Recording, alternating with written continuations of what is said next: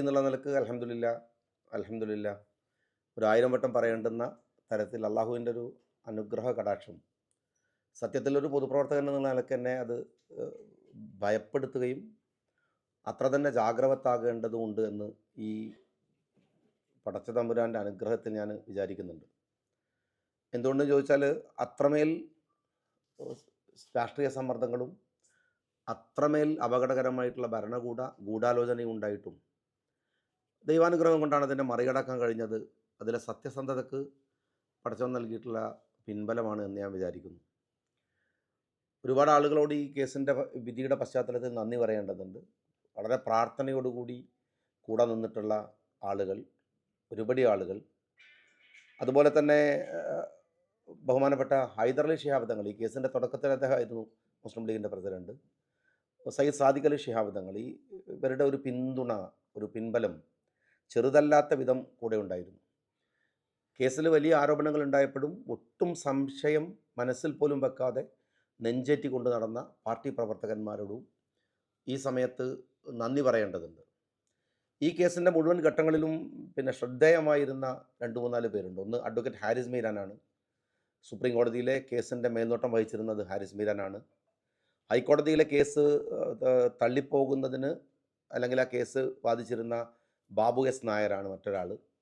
പിന്നെ എൻ്റെ അനുജന്മാരെ പോലെ കൂടെ ഉണ്ടായിരുന്ന അഡ്വക്കേറ്റ് മർസൂഖ് തങ്ങളും അതുപോലെ തന്നെ അഡ്വക്കേറ്റ് മുനാസും ഈ കേസിൻ്റെ എല്ലാ ഘട്ടങ്ങളിലും ഒരേപോലെ കൂടെ നിന്നിരുന്ന, സത്യസന്ധമായി കൂടെ നിന്നിരുന്ന, കൂടെയുണ്ടെന്ന് ബോധ്യപ്പെടുത്തുകയും നല്ല പണി തരികയും ചെയ്ത ആളുകളൊക്കെ ഉണ്ടായപ്പോഴും ഏറ്റവും അവസാനം വരെ കൂടെ നിന്നിരുന്ന ശ്രദ്ധേയരായിട്ടുള്ള ആളുകളെ പേരാണ് ഞാൻ പറഞ്ഞത്.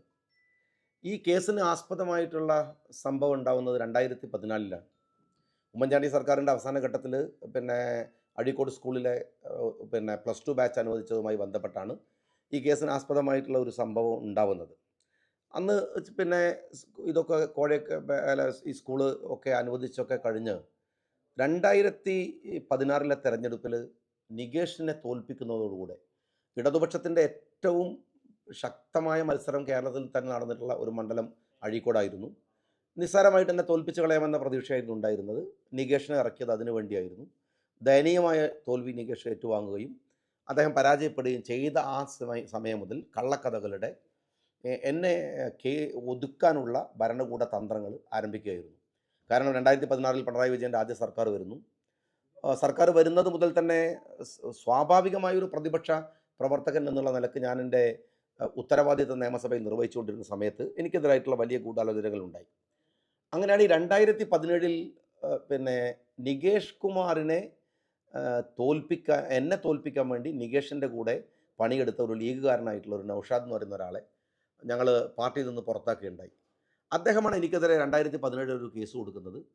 ഉടൻ സർക്കാർ കിട്ടിയ ചാൻസ് എന്ന് കരുതി നിയമോപദേശം തേടി സർക്കാരിൻ്റെ വക്കീലന്മാരോട് ചോദിച്ചപ്പോൾ അവർ പറഞ്ഞത് ഈ കേസ് നിലനിൽക്കില്ല, വെറുതെ ഈ കേസ് എടുക്കേണ്ട കാര്യമില്ല എന്ന് പറഞ്ഞിട്ട് അവരെ ആ കേസ് നിയമോപദേശം ത്തിൻ്റെ പശ്ചാത്തലത്തിൽ വിജിലൻസ് കേസ് എടുക്കാതെ പിറകോട്ട് പോവുകയാണ്. 2020 അതിരൂക്ഷമായ സർക്കാർ വിരുദ്ധ സമരങ്ങളുടെ മുൻനിരയിൽ നിൽക്കാൻ കഴിഞ്ഞ ഒരാൾ എന്നുള്ള നിലക്ക് എനിക്കെതിരെ 2020 ഈ പഴയ കേസ് തട്ടിക്കൂട്ടി കുടുവൻ പപ്പൻ എന്ന് പറയുന്ന ബ്ലോക്ക് പഞ്ചായത്ത് പ്രസിഡന്റിനെ കൂടെ നിർത്തി എന്നിട്ട് ഒരു തട്ടിക്കൂട്ട് നിയമോപദേശം കൂടി വാങ്ങിയിട്ടാണ് 2020 ഈ കേസുമായിട്ട് സർക്കാർ എന്നെ ഉപദ്രവിക്കാൻ വേണ്ടി തീരുമാനിക്കുന്നത്.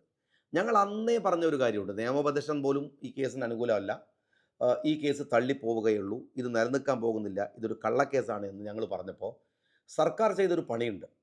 നിങ്ങൾക്കിപ്പോൾ ഇന്നത്തെ ഒരു കേസിൻ്റെ വിധി വന്ന പശ്ചാത്തലത്തിൽ മീഡിയക്കും രാജ്യത്തെ ജനങ്ങൾക്ക് ബോധ്യമുള്ളൊരു കാര്യമുണ്ട്. സർക്കാർ എടുത്ത കേസിൻ്റെ കൂടെ ഇ ഡിയുടെ കേസും തള്ളിപ്പോയി. അതിനർത്ഥം എന്താണെന്ന് വെച്ചാൽ സർക്കാരാണ് ഇ ഡിയെ ഈ കേസിലേക്ക് ക്ഷണിച്ചു വരുത്തിയത്. ഇ ഡിയെ ക്ഷണിച്ചു വരുത്തുക എന്ന് പറഞ്ഞാൽ സഖാവ് പിണറായി വിജയൻ്റെ മുഖ്യമന്ത്രിയുടെ ഒരു കയ്യാളായിരുന്ന ഒരു പഴയ SFക്കാരനായിരുന്ന ഒരു ഓഫീസറാണ് ഇ ഡിയുടെ തലപ്പത്തന്ന് നിർഭാഗ്യവശാൽ ഉണ്ടായിരുന്നത്.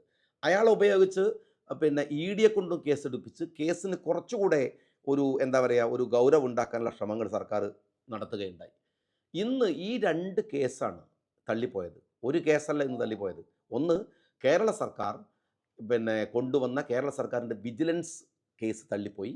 രണ്ടാമത്, കേന്ദ്ര സർക്കാരിനെ കേരളത്തിലേക്ക് അന്വേഷണ ഏജൻസിയെ ക്ഷണിച്ചു വരുത്തി കൊണ്ടുവന്ന EDയുടെ കേസും 2 കേസും ഇന്ന് തള്ളിപ്പോയി എന്നുള്ളതാണ് ഇന്നത്തെ ഈ കേസിൻ്റെ ഏറ്റവും പ്രധാനപ്പെട്ട ഒരു കാര്യം എന്ന് പറയുന്നത്.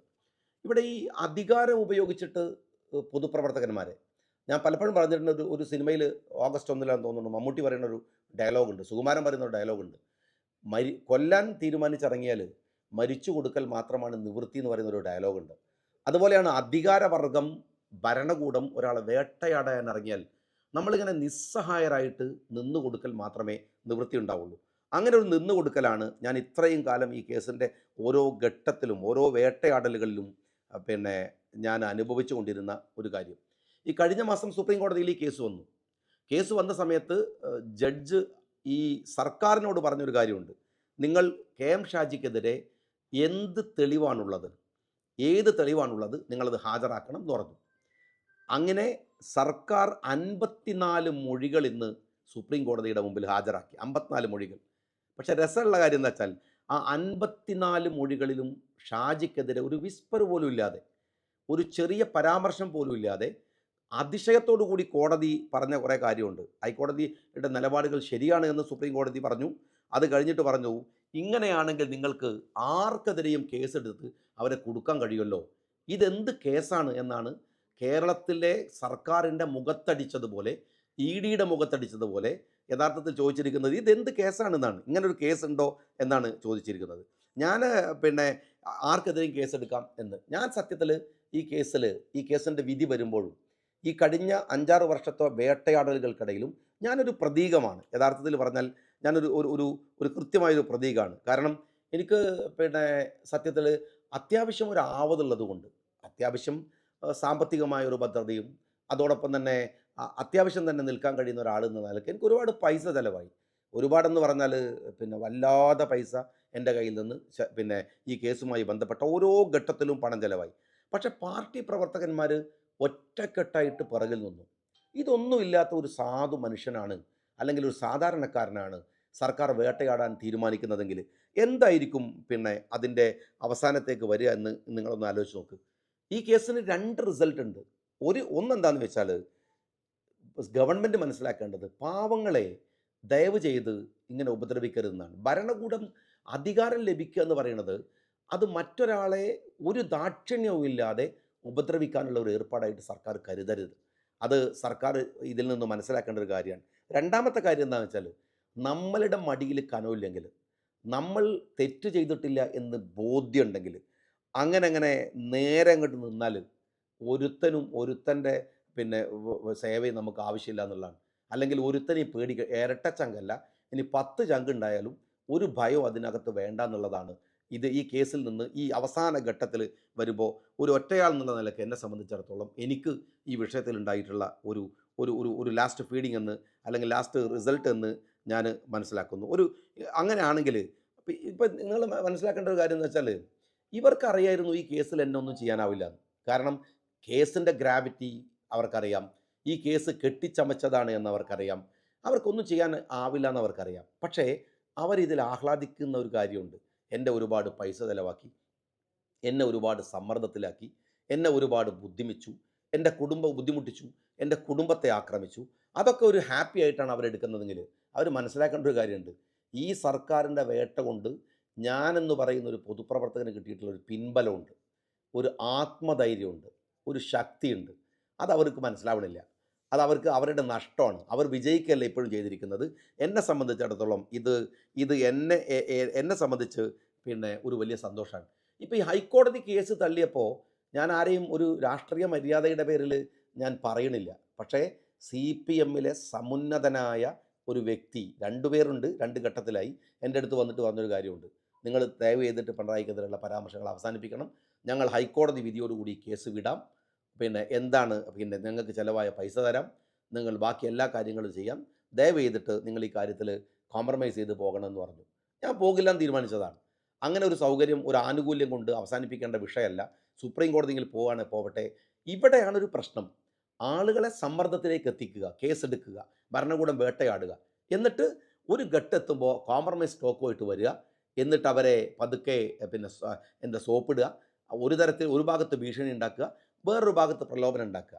സഖാവ് പിണറായി വിജയനെ ലാവ്ലിൻ കേസ് അടക്കമുള്ള കേസുകളിൽ സംഘ് പരിവാർ വിലക്ക് വാങ്ങിയതുപോലെ കെ എം ഷാജിയെ കേസ് കാട്ടി പേടിപ്പിച്ച് വിലക്ക് വാങ്ങാം എന്ന സ്വപ്നം കൂടിയാണ് സുപ്രീം കോടതിയുടെ വിധിയോടുകൂടി ഇവിടെ പൊലിഞ്ഞിരിക്കുന്നത്. ബി ജെ പിയുടെ മുമ്പിൽ പിണറായി വിജയൻ സുക്കൂത്തായിട്ട് ഇപ്പോഴും കിടക്കുന്നുണ്ടെങ്കിൽ കെ എം ഷാജി സകലമാന ഭരണകൂട കുതന്ത്രങ്ങളുടെയും വിധിക്കെതിരെ നട്ടെല്ല് വിരിച്ചിട്ട് ഇവിടെ നിൽക്കുന്നു എന്നതാണ് ഈ കേസിൻ്റെ ഒരു ആഫ്റ്റർ എഫക്റ്റ് എന്ന് പറയാതിരിക്കാൻ കഴിയില്ല.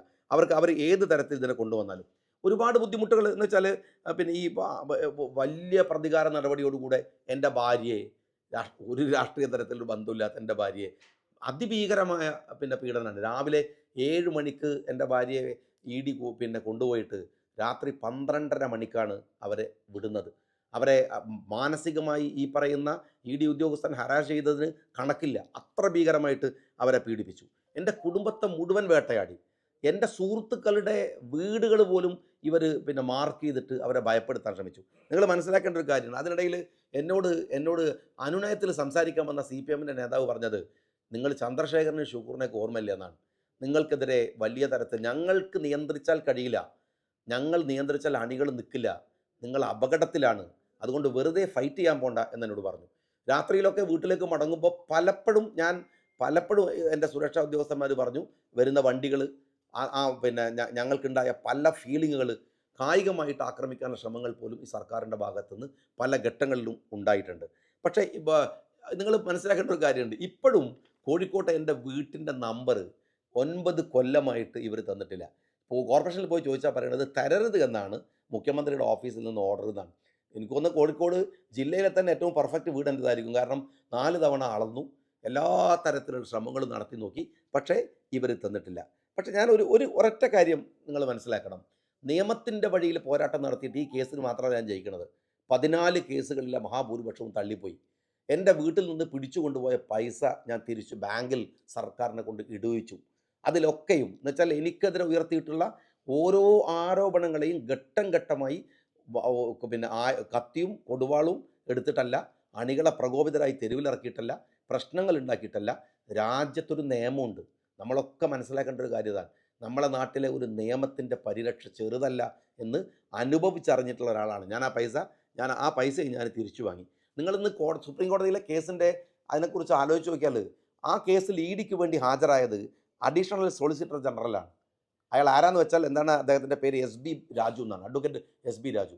ഇദ്ദേഹമാണ് കെജ്രിവാളിനെ എതിരെ കോടതിയിൽ ഹാജരാവുകയും കെജ്രിവാളിൻ്റെ കേസിൽ കെജ്രിവാളിന് ജയിൽ ശിക്ഷ വാങ്ങിക്കൊടുക്കുകയും ചെയ്തിട്ടുള്ള SB രാജു എന്ന് പറയുന്ന അഡീഷണൽ സോളിസിറ്റർ ജനറലാണ് എനിക്കെതിരെ ഹാജരായ ഒരു വക്കീൽ. രണ്ടാമത്തെ വക്കീൽ സ്റ്റേറ്റിനെതിരെ ഹാജരായത് ആരാ? നിങ്ങൾ നീരജ് കൗൾ എന്ന് പറയുന്ന വക്കീലാണ്. നീരജ് കൗളിന് 1, 2, 5, 6 ലക്ഷം രൂപ കൊടുത്താൽ പോരാ, ലക്ഷങ്ങൾ. ഈ നീരജ് കൗൾ KM ഷാജിക്കെതിരെ സുപ്രീം കോടതിയിൽ വരുന്നത് 5 തവണയാണ്. ഏറ്റവും ചുരുങ്ങിയത് 1.5 കോടി രൂപ അദ്ദേഹത്തിന് മാത്രം ഫീസ് ചിലവായിട്ടുണ്ടാവും. ഈ സർക്കാരിന് 1.5 കോടി രൂപയോളം ചിലവായിട്ടുണ്ടാവും. അപ്പോൾ യഥാർത്ഥത്തിൽ ഈ കേസ് സുപ്രീം കോടതി വെർബലി തള്ളുക മാത്രമല്ല ചെയ്യുന്നത്, കേരളത്തിൻ്റെ മുഖ്യമന്ത്രിയുടെ പെഡലിക്ക് പിടിച്ച് തള്ളുകയാണ് സത്യത്തിൽ ഈ കേസ് ചെയ്തിരിക്കുന്നത് എന്നതാണ്. ഇതുമായിട്ട് മേലാൽ ഈ കേസുമായിട്ട് ഇവിടെ വരരുതാണ്. ഞാൻ ഒരൊറ്റ കാര്യമാണ് പറയണത്. സത്യസന്ധതയുണ്ടെങ്കിൽ ഈ കേസിൽ നിന്നെങ്കിലും സഖാബ് പിണറായി വിജയന് പഠിക്കുന്നുണ്ടെങ്കിൽ ഇവിടെ നിങ്ങളുടെ മുമ്പിൽ ഒരു മൊഴിയുണ്ട്. പബ്ലിക് ഡൊമൈനിൽ അത് നിങ്ങൾക്ക് ലഭ്യമാണ്. എന്താണെന്നറിയോ? ഈ നൗഷാദ് എന്ന് പറയുന്ന കക്ഷി സ്കൂളിൻ്റെ മാനേജർ എടുത്തു പോയിട്ട് സ്കൂൾ അനുവദിച്ചതിന് ഞങ്ങൾക്ക് പൈസ തരണം എന്ന് ആവശ്യപ്പെട്ടു. അപ്പോഴാണ് സ്കൂളിലെ മാനേജർ പറയുന്നത് അങ്ങനെ പൈസ തരരുത് എന്ന് പാർട്ടി പറഞ്ഞിട്ടുണ്ട്, ഷാജി പറഞ്ഞിട്ടുണ്ട്. പൈസ ചോദിച്ചു എന്നതിന് പബ്ലിക് ഡൊമൈനിൽ ഇയാളുടെ മൊഴിയുണ്ട്. ഈ പറയുന്നവർക്കെതിരെ കേസെടുക്കാൻ മുഖ്യമന്ത്രി തയ്യാറാവുമെന്നാണ്. മര്യാദ ഉണ്ടെങ്കിൽ, ഉളുപ്പുണ്ടെങ്കിൽ, സുപ്രീം കോടതിയുടെ പെഡലിക്ക് കിട്ടിയിട്ട് അടികൊണ്ടെങ്കിലും മാന്യത പഠിക്കുമെങ്കിൽ സഖാവ് പിണറായി വിജയൻ ചെയ്യേണ്ടത് എനിക്കെതിരെ കൊണ്ടുവന്ന ഇയാൾക്കെതിരെ കേസെടുക്കുക എന്നുള്ളതാണ്.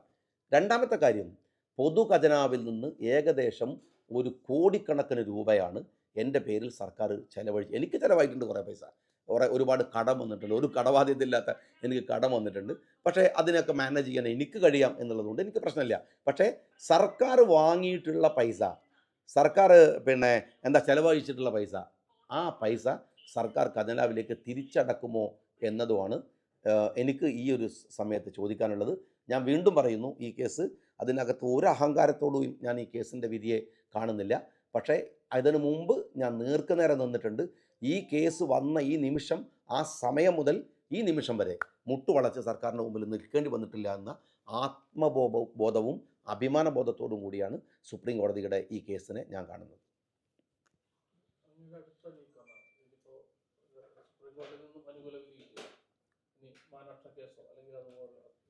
അത് പിന്നെ രണ്ട് കാര്യം ഇതിനകത്തുണ്ട്. ഒന്ന്, ഈ കേസ് കെട്ടിച്ചമച്ച കേസിനകത്ത് ഉണ്ടാക്കിയിട്ടുള്ള ചില പ്രശ്നങ്ങളുണ്ട്. പ്രത്യേകിച്ച് ഞാൻ നേരത്തെ പറഞ്ഞ പോലെ നിങ്ങൾക്ക് പബ്ലിക് ഡൊമൈനിലടക്കം കിട്ടാവുന്ന ഇവരുടെ സ്റ്റേറ്റ്മെൻറ്റുകളുണ്ട്. ഈ പൈസ ചോദിച്ച് ആരാണ് സ്കൂൾ മാനേജറെ സമീപിച്ചത്?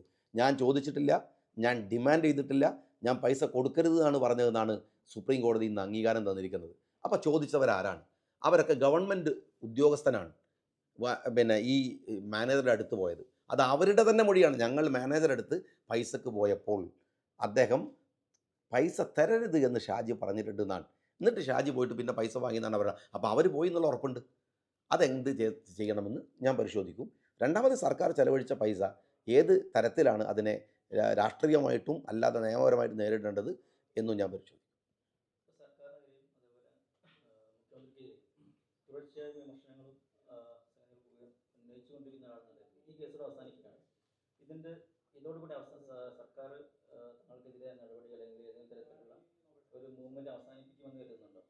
ഞാൻ ഒരിക്കലും വിചാരിക്കുന്നില്ല. എൻ്റെ മുമ്പിൽ ഷുക്കൂറുണ്ട്, ചന്ദ്രശേഖരനുണ്ട്, കേരളത്തിലെ ഒരുപാട് കേസുകളുണ്ട്. ഏറ്റവും അവസാനം കൊല്ലപ്പെട്ടു എന്ന് ഞാൻ ഇപ്പോഴും വിചാരിക്കുന്ന നിരവധി യോഗങ്ങളിൽ ഞാൻ ആവർത്തിച്ചിട്ടുള്ള നവീൻ ബാബു ഉണ്ട്. അതുകൊണ്ട് തന്നെ ഞാനിത് അവസാനിച്ചു എന്ന് വിചാരിക്കുന്നില്ല. കാരണം ഞാൻ കളിക്കുന്നത് മുഖ്യമന്ത്രി പിണറായി വിജയനോട് എന്ന് പറയുന്ന ഒരു അധികാര കസേരയിലിരിക്കുന്ന ഒരു മുഖ്യമന്ത്രിയോടല്ല, ഒരു തനി ഗുണ്ട പൊളിറ്റിക്സിന് കേരളത്തിൽ പിന്നെ നയിക്കുന്ന ഒരു രാഷ്ട്രീയക്കാരനോടാണ്. അതിൻ്റെ ഭയമൊന്നും എനിക്കില്ല. പക്ഷേ ഞാൻ അതിൻ്റെ പിറകിലൊന്നും പിന്നെ എൻ്റെ നിലപാടുകളോ എൻ്റെ പോരാട്ടങ്ങളോ അതിന് മുമ്പിൽ നിൽക്കാനൊന്നും പോകുന്നില്ല. മുഖ്യമന്ത്രി മാത്രമാണ് താങ്കളെ ചോദിക്കുന്നത്. മറ്റൊന്നും തോന്നുന്നത് പാർട്ടിയിൽ തന്നെ ഒരുപക്ഷെ പലരും ചോദിച്ചായിരിക്കാം, എന്തെങ്കിലും ആളിനെ പറഞ്ഞ് കൂടെ നിന്നിട്ട് പെട്ടെന്ന് മാറിക്കളഞ്ഞവരുണ്ടെന്ന്. അപ്പോൾ അത് എന്തായാലും CPM-നുള്ളൊരു താങ്കളെ സപ്പോർട്ട് ചെയ്യാൻ പറ്റില്ലല്ലോ, സ്വാഭാവികം. അങ്ങനെ ഒരു വ്യാമോഹം എനിക്ക് ഉണ്ടായിരിക്കുന്നത്. അപ്പോൾ അങ്ങനെ വല്ല നീക്കങ്ങളുണ്ടായിട്ടുണ്ടായിരുന്നു? സയ്യിദ് സാദിഖ് അലി ശിഹാബ് തങ്ങൾ കൂടെ ഉണ്ടായിരുന്നു എന്ന് ഞാൻ പറഞ്ഞാൽ പിന്നെ അതിനപ്പുറത്തേക്ക് പാർട്ടി കൂടെ ഉണ്ടായിരുന്നു എന്ന് പറയേണ്ട വേറൊരു വാക്കാവശ്യമില്ലല്ലോ. അങ്ങനെ അതിനകത്ത് അങ്ങനെ വേറെ പറയേണ്ട കാര്യമില്ല. പക്ഷേ മനസ്സിനകത്ത് ഈ ഘട്ടത്തിൽ അനുഭവിച്ചിട്ടുള്ള ഒരുപാട് പീഡനങ്ങളുണ്ട്. ഒരു സാധാരണ മനുഷ്യനെ സംബന്ധിച്ചിടത്തോളം താങ്ങാനാവാത്ത, സാമ്പത്തികമായിട്ട് മാത്രമല്ല മാനസികമായിട്ടും കുടുംബത്തെയും മക്കളെയും, മക്കൾ പഠിക്കുന്ന സ്കൂളിൽ പോവുക, മക്കൾ പഠിക്കുന്ന കോളേജിൽ പോയിട്ട് അവരെ പിന്നെ അപമാനിക്കാനുള്ള ശ്രമങ്ങൾ നടത്തുക, ഇതൊക്കെ ഇതിനിടയിൽ ഉണ്ടായിട്ടുണ്ട്. അപ്പം അതൊക്കെ താങ്ങാവുന്നതിന് അപ്പുറമാണ് ആരെങ്കിലും ആരൊക്കെ ചെയ്തത്. ഞാൻ പറഞ്ഞല്ലോ, തുടക്കത്തിൽ ഞാൻ പറഞ്ഞ ഒരു വിശ്വാസിയാണ്. ഇതിനൊക്കെ അവർക്ക് കിട്ടേണ്ടത് കിട്ടുമെന്ന് തന്നെയാണ് ഞാൻ വിചാരിക്കുന്നത്. ഞാൻ കഴിഞ്ഞ കേസ് വന്നപ്പോൾ പറഞ്ഞു, പടച്ചോനെ പിണറായി വിജയന് നീ ആയുസ് നീട്ടി കൊടുക്കണമെന്ന് ഞാൻ പറഞ്ഞിരുന്നു. കാരണം ഇതൊക്കെ കാണാൻ അയാൾ ബാക്കിയുണ്ടാവുന്നു എന്നുള്ളത് എൻ്റെ സന്തോഷമാണ്. അത് അയാളുടെ മുമ്പിൽ ഇങ്ങനെ ഒരു ജീവിതത്തിൻ്റെ ഒരു സെക്കൻഡിൽ പോലും പതറാതെ, പേടിക്കാതെ, തലകുനിക്കാതെ അയാളുടെ മുമ്പിൽ ഇപ്പോഴും നിൽക്കാൻ പറ്റുന്നു എന്നുള്ളതിൽ അൽഹംദുലില്ലാ, അൽഹംദുലില്ലാ, സുമ്മ അൽഹംദുലില്ലാ.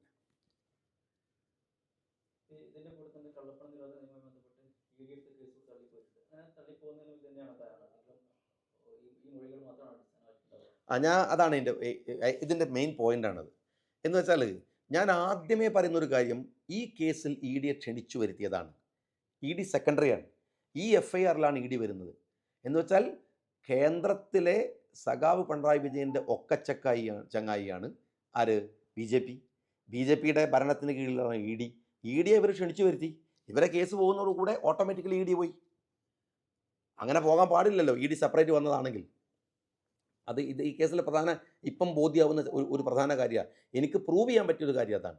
EDയെ ക്ഷണിച്ചു വരുത്തിയത് സഖാവ് പിണറായി വിജയൻ്റെ സർക്കാരാണ്. ഈ സർക്കാർ പോയപ്പം ഓട്ടോമാറ്റിക്കലി EDയും പോയി.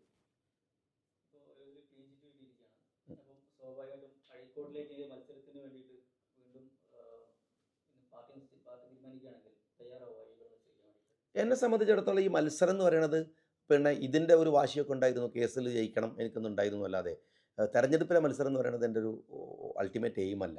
പാർട്ടിയാണ് ഒരു എയിം. പാർട്ടിയിലൊരു സജീവ പ്രവർത്തകനായിട്ട് നിൽക്കുക എന്നുള്ളതാണ്. പിന്നെ എവിടെ മത്സരിക്കണം എന്നൊക്കെ തീരുമാനിക്കേണ്ടത് പാർട്ടിയാണ്, മത്സരിക്കുകയാണെങ്കിൽ തന്നെ.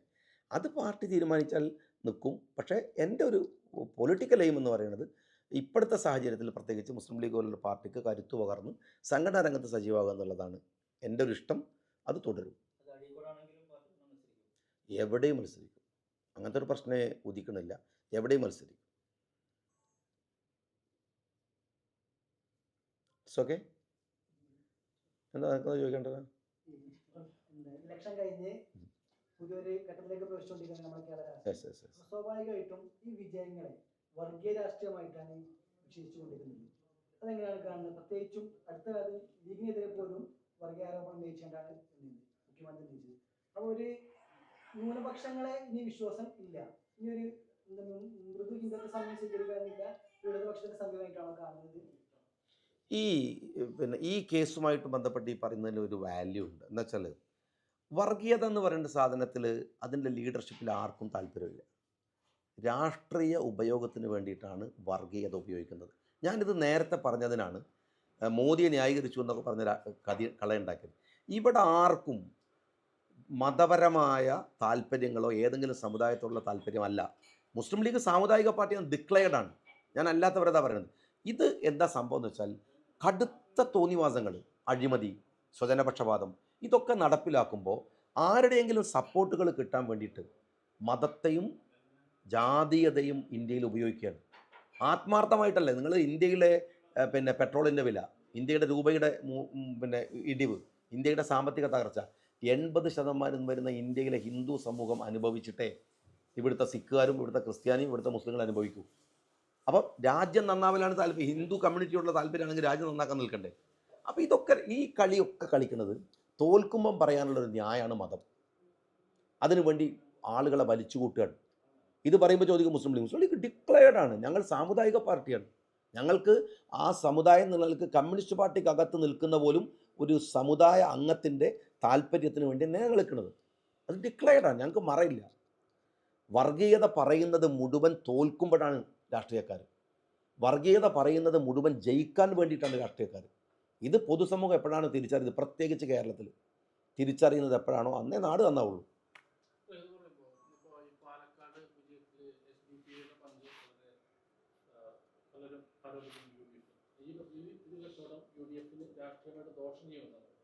താങ്കളാണെങ്കിൽ എപ്പോഴും ഇത്തരം ഇതിനെതിരെ ശബ്ദം വെക്കുന്നതാണ്. അപ്പോൾ ഇതിനോട് താങ്കൾ നിലപാട് SDP ഷാഫി പറമ്പിലിന്റെ വിജയത്തിന് ആദ്യം പറയാൻ നടത്തിയത് SDP ആണെന്നുള്ളൊരു ആരോപണമല്ല, ഏറെക്കുറെ ശരിയാണ്. അത് എന്താണ് നിങ്ങൾക്ക് പറയാം? അല്ല, അത് അത്തരത്തിൽ ഒരു വിലയിരുത്തലിന് കേരളം പോലും ഒട്ടും പരുവല്ല. കാര്യം എന്താണെന്ന് വെച്ചാൽ ഈ കേരളത്തിൽ ഈ ഇത്തരം വർഗീയ ശക്തികൾ ഉറഞ്ഞു തുള്ളുക എന്നല്ലാതെ അവരെ രാഷ്ട്രീയമായിട്ട് പിൻബലം കൊടുക്കാൻ കേരളം തയ്യാറല്ല. കാരണം എന്താണെന്ന് വെച്ചാൽ നിങ്ങൾ ആലോചിച്ച് നോക്കൂ. സന്ദീപ് വാര്യർ വരുമ്പോൾ നമ്മൾ കരുതുന്നത് സന്ദീപ് വാര്യർ കുറച്ചും കൂടി കഴിഞ്ഞിട്ട് വന്നാൽ മതി എന്നാണ്. പക്ഷേ വന്നതായിരുന്നു ശരി എന്നല്ലേ വോട്ടിംഗ് പാറ്റേൺ മനസ്സിലാവുന്നത്. വർഗീയതയുടെ ഒരു അംശത്തിന് ജയിക്കാൻ പറ്റുമെങ്കിൽ സന്ദീപ് വാര്യർ വന്നതിൻ്റെ പേരിൽ മാത്രം 1000 വോട്ട് നഷ്ടപ്പെടണമായിരുന്നു. നഷ്ടപ്പെടുകയല്ല, 10,000 വോട്ട് കൂടുകയാണ്. ഇപ്പോൾ ഈ ബന്നിൻ്റെ മുകളിൽ മുന്തിരി വെക്കുക എന്ന് പറഞ്ഞ പരിപാടി ഒരു പ്രയോഗമുണ്ട്. അതുപോലെ ഈ ജയിക്കുമ്പോൾ ഏറ്റെടുക്കാൻ വരുന്ന ആളുകൾ കുറേ ഉണ്ടാവും. അവർക്കതൊരു ആവേശവും ഒരു ആഘോഷവും തെരുവിൽ പ്രകടനം നടത്താൻ കിട്ടുന്ന ഒരു അവസരമാണ്. ഞങ്ങളുടെ പോളിസി വളരെ വളരെ പ്രഖ്യാപിതമാണ്. അത് ജമാഅത്തെ ഇസ്ലാമിയോടായാലും അത് SDP ആ തരത്തിൽ കാണിക്കുന്ന കൂട്ടി ഞാൻ പറയണില്ല. ജമാഅത്തെ ഇസ്ലാമിയായിട്ട് പോലും ഉണ്ടായിരുന്ന അഭിപ്രായ വ്യത്യാസങ്ങൾ വളരെ ആരോഗ്യകരമായിട്ടാണ് ഞങ്ങൾ കാണുന്നത്. അല്ലാതെ CPM പോലെ കറിവേപ്പിലയായിട്ട് ഉപയോഗിക്കുക, തള്ളിക്കളയുക എന്നുള്ളതല്ല. ഞങ്ങൾ അവരോടുള്ള വിയോജിപ്പുകൾ നിലനിർത്തിക്കൊണ്ട് തന്നെ അവരോട് ഡിബേറ്റ് ചെയ്യുന്ന ജനാധിപത്യത്തിലാണ് ഞങ്ങൾക്ക് താല്പര്യം. അതല്ലാതെ അവരെ ഉള്ളിൽ കൂടെ കൊണ്ടുപോയിട്ട് ഉപയോഗിക്കുക, പുറത്ത് കൊണ്ടുപോയിട്ട് തള്ളിക്കളയുക, അങ്ങനെ ഒന്നും ഞങ്ങൾ ഒരു കാലത്തും കരുതിയിട്ടില്ല. ഞങ്ങൾക്ക് ആർക്കെതിരെയുള്ള നിലപാട്, ഇപ്പോൾ അവരൊക്കെ വേറെ വേറെ പാർട്ടിയാണ്. കോൺഗ്രസ് ആയിട്ട് പോലും ലീഗിന് എന്തെല്ലാം അഭിപ്രായ വ്യത്യാസങ്ങളുണ്ട്. ഞങ്ങൾ അഭിപ്രായ വ്യത്യാസങ്ങൾ നിലനിൽക്കുന്ന പാർട്ടി നിലനിൽക്കുക തന്നെ വേണം. എന്നാണോ കോൺഗ്രസിന് ലീഗ് അടിമപ്പെടുന്നത്, എന്നാണോ ലീഗിന് കോൺഗ്രസ് അടിമപ്പെടുന്നത്, CPI CPM പോയി കീഴടങ്ങുന്ന പോലെ, ജനതാദൾ CPM മുമ്പിൽ പഞ്ചപുച്ഛം അടക്കി നിൽക്കുന്ന പോലെ ഞങ്ങളെ കിട്ടില്ല. ഞങ്ങളെല്ലാവരെയും രാഷ്ട്രീയ വിയോജിപ്പുകൾക്കിടയിലും പരസ്പര ബഹുമാനത്തോടുകൂടെ ജനാധിപത്യപരമായിട്ട് ആ വിയോജിപ്പുകൾ നിലനിർത്തണമെന്ന് ആഗ്രഹിക്കുന്നവരാണ്. ഇത്രത്തോളം ഞാൻ പറയാം, ഒരു രാഷ്ട്രീയ പാർട്ടി ഇന്ത്യയിൽ നിരോധിക്കുക എന്ന് പറയുന്നതിനോട് പോലും ഞങ്ങൾ നിന്നവരല്ല. ഞങ്ങൾ അവരോട് ഡിബേറ്റ് ചെയ്യണം, ഡിബേറ്റ് ചെയ്ത് തോൽപ്പിക്കണം എന്നുള്ള അഭിപ്രായക്കാരാണ് ലീഗ് പലതവണ പറഞ്ഞതാണ്, ഒരു പുതിയ കാര്യമല്ല. It's okay. ഇപ്പോൾ 1.5 വർഷം കഴിഞ്ഞ അസംബ്ലി ഇലക്ഷൻ വരിക. അപ്പോൾ ഈ ഒരു ഭരണവിരുദ്ധ വികാര വോട്ടുകൾ UDF വന്നാലേ ഇതൊരു ഭരണമായിട്ട്, പക്ഷേ വോട്ട് മാറ്റം നടക്കുന്നത് BJP-യിലേക്കാണ്. ഉദാഹരണത്തിന് ചേലക്കരയിൽ 15% വോട്ടാണ് LDP കുറഞ്ഞത്. പക്ഷെ സാധാരണഗതിക്ക് അത്രയും ശതമാനം വോട്ട് പറഞ്ഞാൽ അവിടെ തോൽക്കേണ്ടതാണ്, തോറ്റില്ല. കാരണം വോട്ട് കൂടുതൽ ഷിഫ്റ്റ് ആയിപ്പോയത് BJP-ക്കാണ്. ഇത് മറ്റു മണ്ഡലങ്ങളും നടക്കുന്ന ഞാൻ ഈ ചർച്ചയുടെ ഒരു കോർ പോയിന്റ് പോകുന്നതിലേക്ക് ഒരു ഭയമുണ്ട്. എന്നാലും നിങ്ങൾ ചോദിക്കുന്നതുകൊണ്ട് ഞാൻ പറയാം. പിന്നെ ഇത് പറഞ്ഞ് അവസാനിപ്പിക്കാം. കേരളത്തിൽ ആളുകളുടെ ആശങ്ക ഉണ്ടായിരുന്നത് UDF തകരും. CPM-ഉം BJP-യും തമ്മിലുള്ള രാഷ്ട്രീയം നടക്കുന്നതാണ്. എന്നാൽ അത്ഭുതകരമായ മാറ്റം എന്താണെന്ന് വെച്ചാൽ ഇടതുപക്ഷം തകരുകയും കോൺഗ്രസ് നേതൃത്വം കൊടുക്കുന്ന UDF-ഉം BJP-യും തമ്മിലുള്ള ഫൈറ്റിലേക്ക് വരികയാണ് കാര്യങ്ങൾ. അതാണ് വയനാട്ടിലെ കുറഞ്ഞ വോട്ടുകൾ ബോധ്യപ്പെടുത്തുന്നത്, അതാണ് പാലക്കാട് ബോധ്യമാവുന്നത്, അതാണ് ചേലക്കരയിൽ ബോധ്യമാവുന്നത്. ഇത് ആശാസ്യമാണ്, ഞങ്ങൾ വിചാരിക്കുന്നില്ല. ഞങ്ങളതൊരിക്കലും ഗുണകരമല്ല. CPM വിചാരിക്കുന്ന പോലെ എന്ത് ഉള്ളിലൂടെ പണിയെടുത്തിട്ടും BJP ഫ്രണ്ട് ലൈനിൽ കൊണ്ടുവരുന്നത് ഞങ്ങൾ പോസിറ്റീവായിട്ടേ കാണുന്നില്ല. ഞങ്ങളതിനെ ഭയാനകമായ ആശങ്കയായിട്ടാണ് കാണുന്നത്. കേരളം അതിൻ്റെ രാഷ്ട്രീയ തനിമ നിർത്തണമെങ്കിൽ ജനാധിപത്യ കക്ഷികൾ തമ്മിൽ തന്നെ മത്സരം നടക്കണം എന്നാണ് ഞങ്ങളുടെ വിഷൻ, ഞങ്ങളുടെ കാഴ്ചപ്പാട്.